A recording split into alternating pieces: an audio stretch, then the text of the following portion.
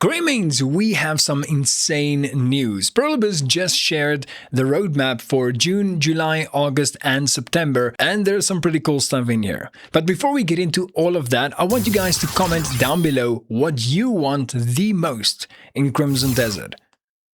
It can be literally anything. In any case, let's actually get into it. So one thing that is very interesting to me is that Pluribus is saying that everything that is listed in this, list is not going to be technically everything that they're working on. It's just everything that they plan to actually release within the next 4 months. But, you know, we know Pluribus are probably going to release everything in like 3 weeks anyway. They're an insane game studio. But one of the things that's pretty cool is the fact that they said they are actively working on a DLC already for Crimson Desert, which is very exciting considering this game has only been out for 2 months now. And that means that the DLC can be released within the next few months. Wow, what exciting times we are living in. So the first thing that they are talking about is the story of the game. Now, there's been a lot of people who say the story is just like trash or really bad, but they are actively improving on it, and very specifically, they're improving on the flow of Kliff's story, Kliff's narrative. So they're probably going to have the voice actor come in and give it a bit more lines, stuff like that, to give Kliff kind of a little bit more character. But for those of you who have finished the entire game, as well as the Abyss puzzles, you'll know that Kliff does have a reason why he's kind of somewhat bland, right? By the way, more on that in this video. But now, Pluribus is going to be working on that entire system. Probably over the course of the next year, they're going to be redoing the entire storyline of Crimson Desert, at least to give it a little bit more flow. Now, they also mentioned that for this, it's not only going to be for new players, but hopefully veterans and people who've been playing since day one, they're going to feel the impacts, just as well. Then we're moving on to the Re-Blockade feature. Now, there's been some mixed reviews about this. Some people really like the Re-Blockade system. Some people actually hate the Re-Blockade system. I kind of lean more towards the liking of the Re-Blockade system. It's pretty cool. It's a nice feature to have if you want to use it. Like, mine's not even enabled at the moment, but when I finished everything in the game that I want to finish, I would like to enable this to be able to continually play Crimson Desert without feeling like there's nothing really to do. Now, what Pluribus is saying is that they want to increase the quality of the flow of the Re-Blockade system to make it feel a little bit more natural. So think about it this way. The clans that are going to retake all of these buildings, it's going to feel like there's more of a natural balance. They're naturally going to retake everything, and it's going to progress better throughout the whole situation. I don't know exactly what the details are about it because I haven't used it before.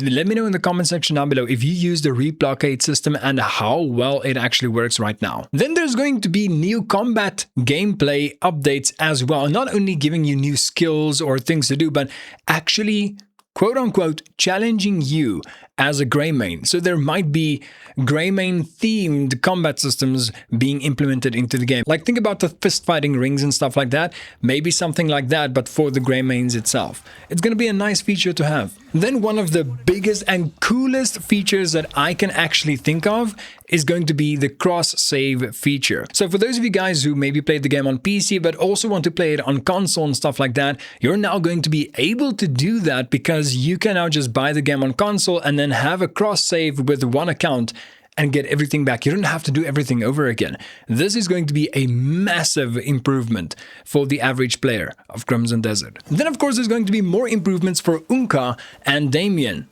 That's just going to keep on happening as time progresses. I mean, Oongka and Damiane, even though they have gotten a lot of improvements in the game, they're still not nearly as powerful or as cool as Kliff. Like, Kliff has a massive skill tree, and Oongka and Damiane, although they are better than they were, they're just not there yet. I don't really play with any of them, so if you are a Oongka or a Damiane player, let me know in the comment section down below. Which one do you use? Like, how well do they play? Are they any good? And then, as always, they're going to be continuing the line of quality of life updates. Think about farming and stuff like that, right? Things that players really want to have that just makes the flow of the game a little bit better, especially in the late game when farming and stuff actually makes a little bit more sense. And that is kind of the roadmap for Crimson Desert over the next few months. But like I said in the beginning, there's a high chance that Pearl Abyss is just like always going to finish this within a few weeks, maybe even a month. But I don't want to like put my bets on all of that because I don't know how hard a lot of these things are going to be, especially the story and the flow of the game itself, right? Like that can actually take a lot of time to get perfect or to handle perfectly. Now, what do you think about all of these updates? Do you agree that this is the right way to move forward, or do you want to see something else added to Crimson Desert? Let me know in the comment section down below and give this video a little bit of a thumbs up. It really helps me out with the YouTube algorithm, and subscribe to help me reach my goal of 20,000 subscribers.